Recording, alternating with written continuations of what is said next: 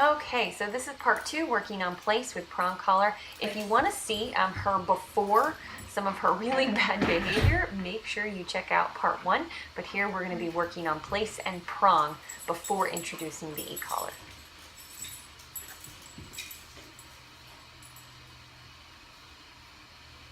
Place. Good. Break.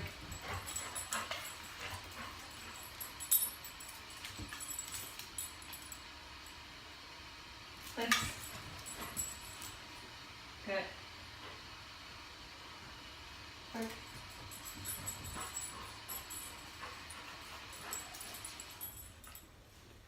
Place. Good. Break. Good.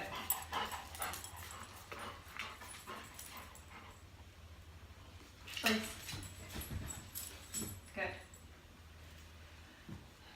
She's looking at my dog's food bowls. Okay, so what you're seeing is, even though she knows her basics, I'm still cueing her with the leash every time I give a command, just a little bit of tension until she's where I want her. Hi, sweetie. The reason I'm doing that is because she already knows her basic commands with food. With food, she'll do anything, and that's not what I want.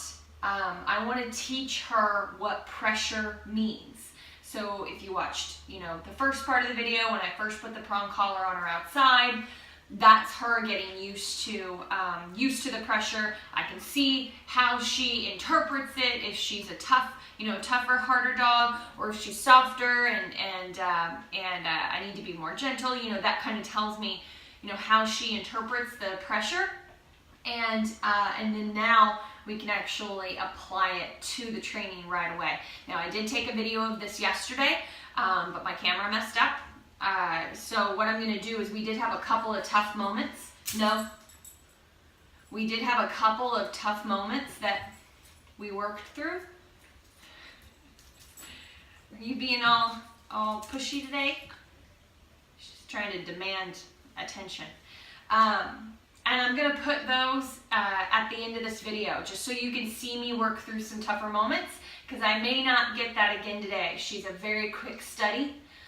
So, I might not get those beginning tough moments like a lot of you will at home. So I'll put those in, even though the quality will be poor. But what we're doing is, every time, as you can see, she's really jittery to go to the bed. She really wants to go, and I'm just stopping her. I'm stopping the brain. I'm making the brain learn to wait for my cue rather than charge ahead to place. So I'm doing one more aspect of just slowing her down, right? And that's the beginning of weaning her off of food too, and this mentality of what do I do next? What do I do next? What do I do next? That's why she can't relax. That's why she can't sit with her family. So I'm going to do everything I can to really slow down her brain. And also, golden retrievers are really notoriously known for being able to do mostly affection-based training. So there's no reason she should still be so reliant on food. Not that you can't use food, but we've got to get her off of it, just because it's just making her not be able to turn off and relax into the training. Now, working mode, like getting a dog in working mode when they see the training pouch, that's a really great tool, and we absolutely do use it. But I don't think we're going to with her unless next week we start to get into some service dog stuff. Alyssa, my assistant, she does a lot of that, so she's gonna play around with a lot of that.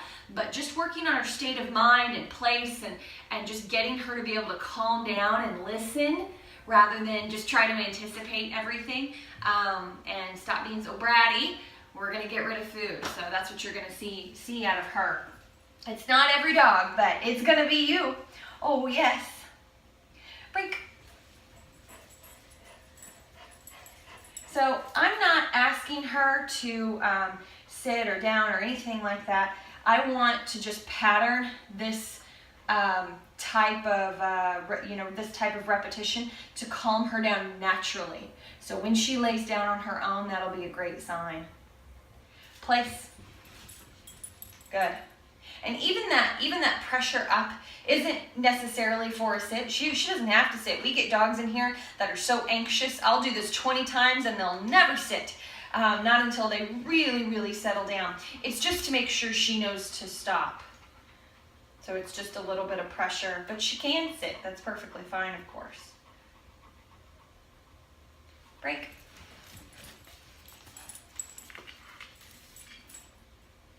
I mean, as you can see, she's already doing better than the first few repetitions where she was going that way, going this way, putting a paw, on place. She's already calming down, which is happening much faster than it did yesterday.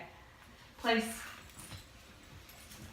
So I think, oh, very good, good girl. I think she's going to be a very quick study. She's pretty stubborn, but I think that comes more from being spoiled than her actual temperament.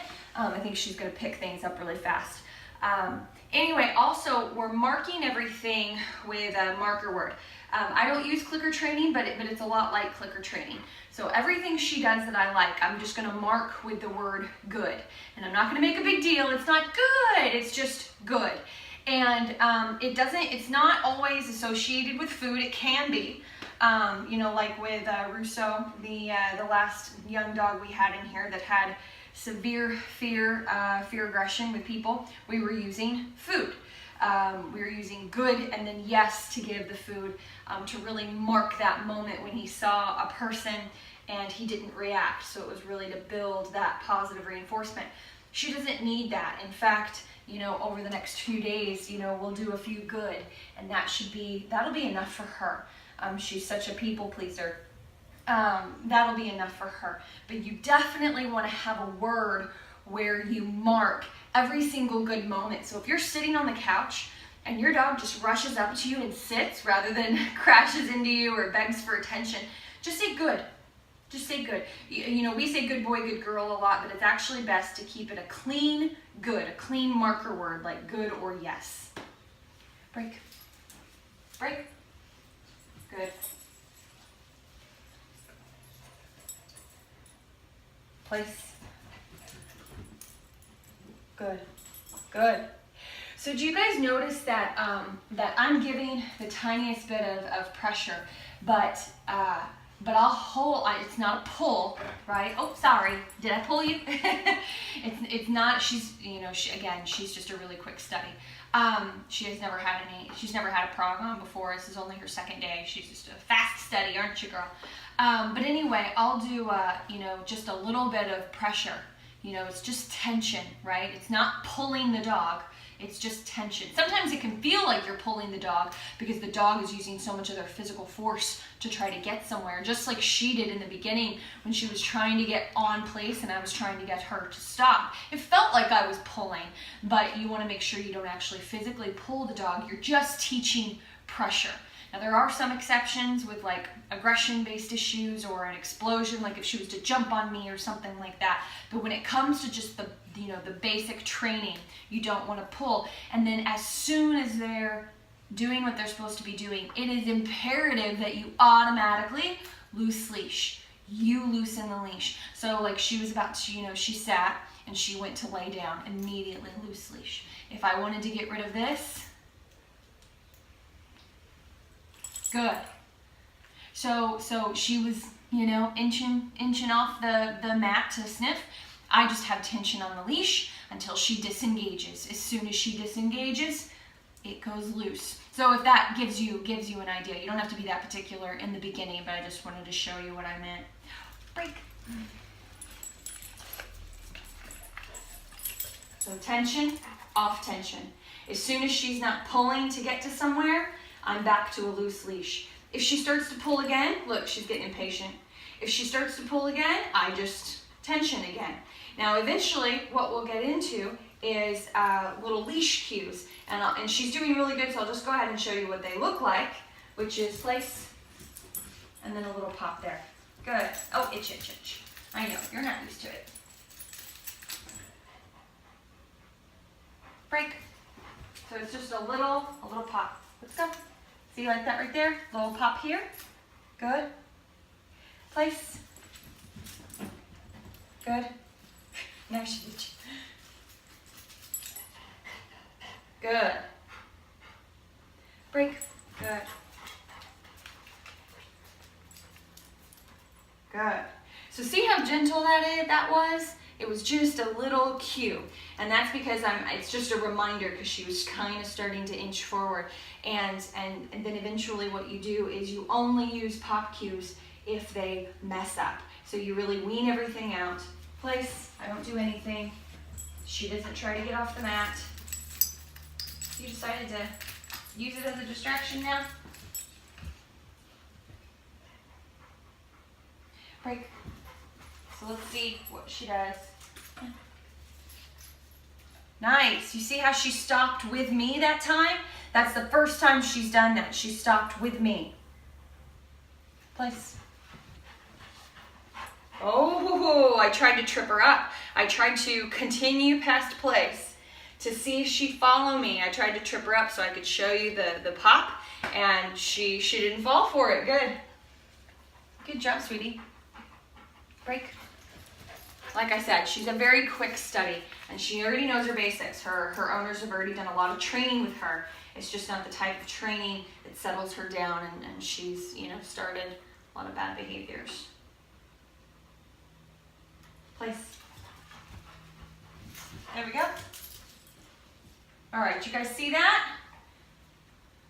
I was not expecting her I was not expecting her to do it that time, but I did a little bit of pressure. You guys saw the pressure, but then I gave her a little pop. So, just to be clear.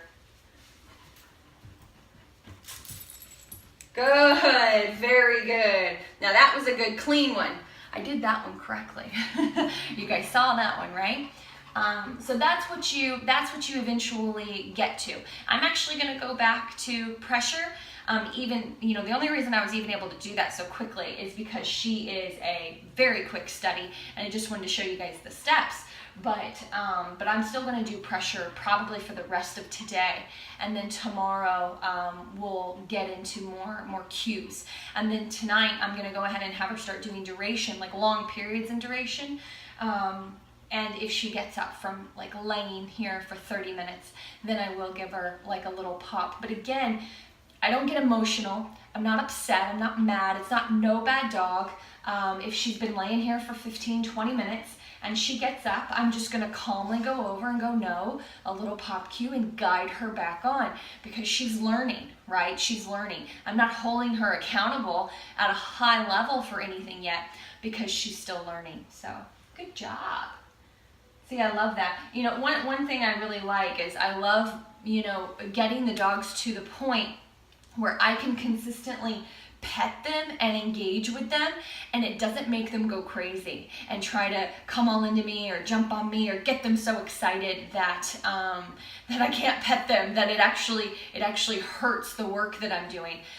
So I really look forward to that, to consistently being able to say good girl, and it doesn't make her go crazy, because sometimes it does, especially when I lean down. Like you saw earlier, she started getting all, excited and sniffy and asking for more affection, and I don't want that. I definitely don't want that.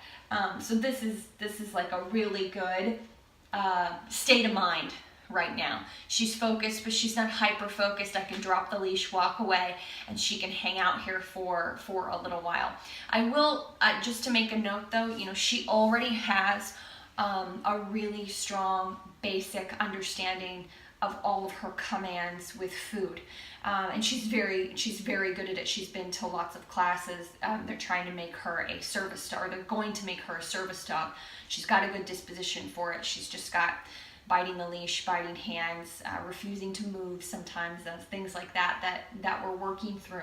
And we're trying to clean up her obedience, because she just doesn't have any reliability unless she's in working mode all the time.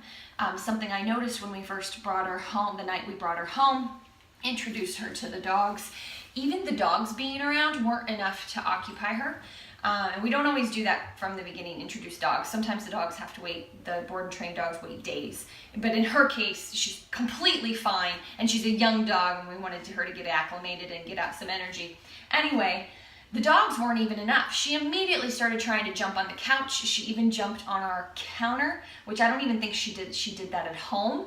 So if anything, she's worse in a new place. But she, it just wasn't enough. She wanted something to do. She started trying to pick up stuff and wouldn't settle. And we give her a toy and she's fine. If you occupy her, she's fine. But that's no way to live. And she's 8, almost 9 months old now. And she should be out of that by now, especially if they're trying to make her a service dog. She can't always be, you can't always occupy her time, or she can't be around.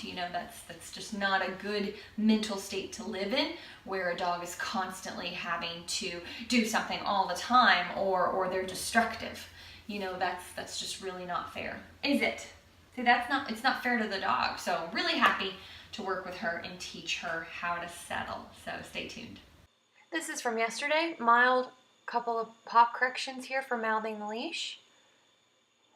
The reason I was able to be mild is because I caught it early before she really got a hold of the leash and started tugging. Right here, she puts the brakes on. So you're going to see that right there. Now this is something she did often with the harness as well.